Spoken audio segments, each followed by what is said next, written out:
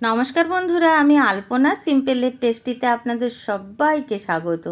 আজকের আমি শেয়ার করব একেবারে নতুন ধরনের একটি নাস্তার রেসিপি। আমার চ্যানেলে নতুন বন্ধু হলে আমার চ্যানেলটিকে সাবস্ক্রাইব করে পাশে থাকার অনুরোধ রইল। অলরেডি যে বন্ধুরা আমার পাশে আছেন তাদেরকে জানাই অসংখ্য ধন্যবাদ। আজকের নাস্তার জন্য এখানে মিক্সিং বোল নিয়ে নিয়েছি, আর তার মধ্যে নিয়ে নেব 2 কাপ ময়দা। আপনারা চাইলে আটা হাফ ময়দা হাফ করে বানিয়ে নিতে পারেন। স্বাদ অনুসারে লবণ দিয়ে দিলাম, দিয়ে দেব রিফাইন্ড তেল 1 টেবিল চামচ। অল্প করে তেল দিয়ে ময়াম দেব। 2 কাপ ময়দার মধ্যে 1 টেবিল চামচ আমি এখানে রিফাইন্ড তেল দিলাম, তার বেশি দেবার কিন্তু প্রয়োজন নেই। খুব ভালো করে হাত দিয়ে এইভাবে ডলে ডলে সব দিকটা যাতে ময়াম করা হয় সেইভাবে একটু খেয়াল করে ময়াম করে নিতে হবে। সব দিকটা তেল আর লবণ যাতে মিশে যায়। অল্প অল্প করে জল দিয়ে এইভাবে একটা ডো তৈরি করে নিতে হবে। একসাথে আমরা বেশি জল দেব না। এখন এইভাবে একটা ডো তৈরি করে নিয়েছি, আর মসৃণ ডো তৈরি করে নিতে হবে। আমি এই ময়দাটা 5 মিনিট ধরে ঠেসে নিয়েছি। এখন ঢাকা দিয়ে রেখে দেব রেস্টে। 15-20 মিনিট রেস্টে রাখতে পারেন, 10 মিনিটও রাখতে পারেন। এখানে বয়েল আলু নিয়ে নিয়েছি, সেদ্ধ করা আলু ছাড়িয়ে রেখে দিয়েছিলাম আগের থেকে। এখন গ্রেট করে নেব, আর আলুগুলো এইভাবে বড় ছিদ্র দিয়ে গ্রেট করলেই হবে। আপনারা চাইলে হাত দিয়েও ম্যাশ করে নিতে পারেন, কোনো অসুবিধা নেই। এইভাবে আমি গ্রেট করে নিচ্ছি। এখন আমার গ্রেট করা হয়ে গেছে 3টে আলু। তার মধ্যে দিয়ে দেব কাঁচা লঙ্কা 3টে কুচিয়ে রেখেছিলাম। দিয়ে দেব এখানে 1 চায়ের চামচ গ্রেট করা আদা, 1 চায়ের চামচ কুচনো রসুন দিয়ে দিলাম।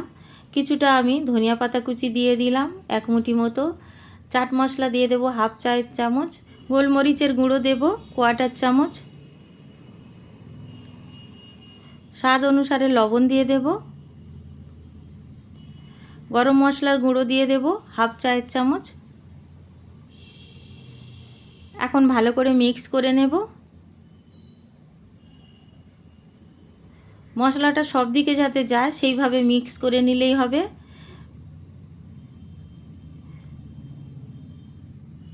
এখন আমি মিক্স করে নিয়েছি, দেখুন এইভাবে মিক্স করে সাইডে রেখে দেব। এখন দেখে নেব ডোটা কতটা নরম হয়েছে।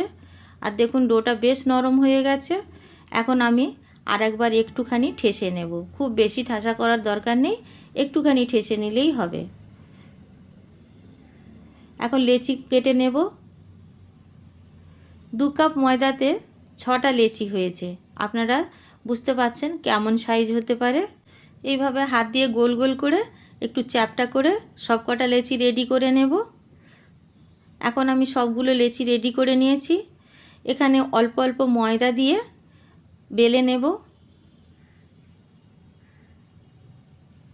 যেমন আমরা রুটি বেলি তেমনটা বেলে নেব।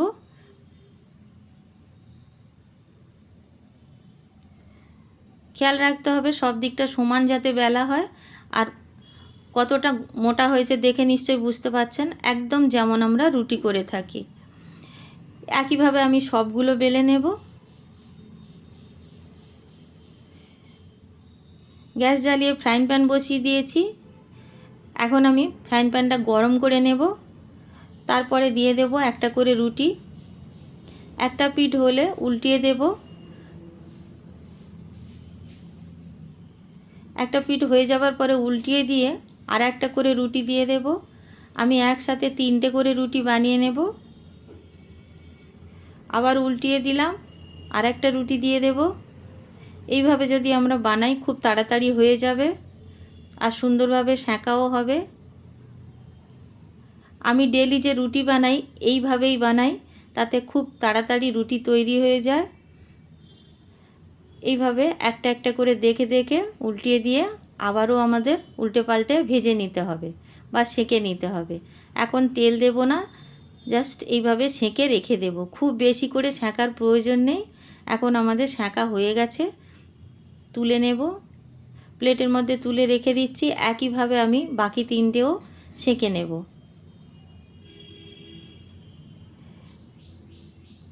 এই 3টেও সেঁকা হয়ে গেছে, এখন তুলে নেব।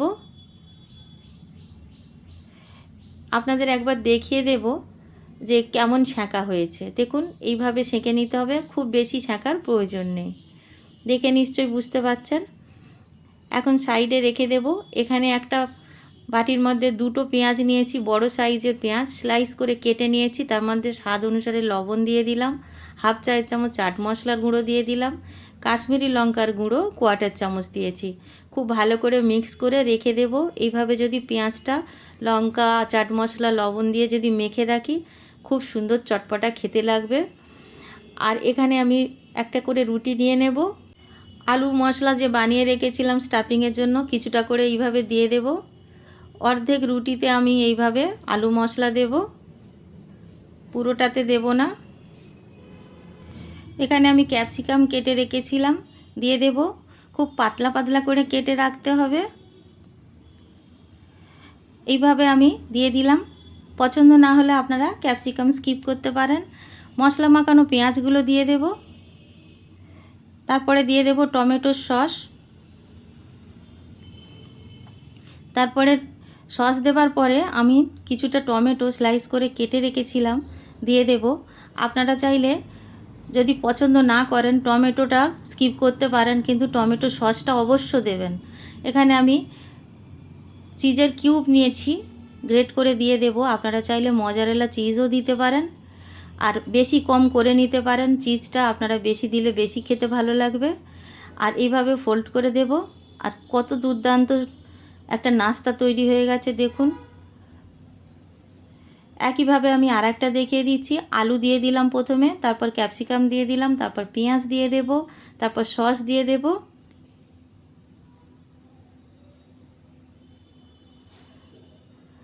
আবারও একইভাবে টমেটো স্লাইস করে কাটা ছিল সেগুলো দিয়ে দেব। সব কিছু দিলে কিন্তু দুর্দান্ত স্বাদ হয়। আর আবারও আমি চিজগুলো গ্রেট করে দিলাম, একইভাবে ফোল্ড করে দেব, এইভাবে ভাঁজ করে দেব, দিয়ে পেস্ট করে দেব। এদিকে গ্যাস জ্বালিয়ে ফ্রাইং প্যান বসিয়ে দিয়েছি। যতটা তেল প্রয়োজন ততটা তেল আমি দিয়ে দেব। 6টা নাস্তা আমি এইখানে বানিয়ে নেব। এই তেলটা মিডিয়াম গরম করে নেব, খুব বেশি গরম করব না। আর মিডিয়াম আঁচে ভেজে নিতে হবে, যেহেতু আমাদের আগের থেকে সেঁকা আছে সেজন্য। 30 সেকেন্ড মতো তেলের মধ্যে রেখে উল্টিয়ে দিতে হবে। আমি দুটো করে একসাথে বানিয়ে নেব। একটা পিঠ হয়ে গেলে তারপরে উল্টিয়ে দিতে হবে। বেশিক্ষণ রাখবেন না, যদি বানান বেশিক্ষণ রাখলে কী হবে আপনারা বুঝতে পারবেন না, অন্য দিকটা বেশি ভাজা হয়ে যেতে পারে। এইভাবে 30 সেকেন্ড পরে উল্টিয়ে দিতে হবে। দুটোই আমি উল্টিয়ে দিলাম। প্রয়োজন হলে দুবার পাল্টানো যেতে পারে, কিন্তু একটা দিক পুড়ে গেলে তাহলে খেতে ভালো লাগবে না। সেজন্য কম সময়ের মধ্যে একবার উল্টিয়ে দিতে হবে। এইভাবে উল্টে পাল্টে ভালো করে ভেজে নিতে হবে। দেখুন কত সুন্দর কালার এসে গেছে। আপনারা চাইলে আরও একটু বাদামি করতে পারেন, আমার মনে হয় এটাই ঠিক আছে। আমি তুলে নিলাম প্রথম ব্যাচটা। একইভাবে আমি সবগুলো ভেজে নেব।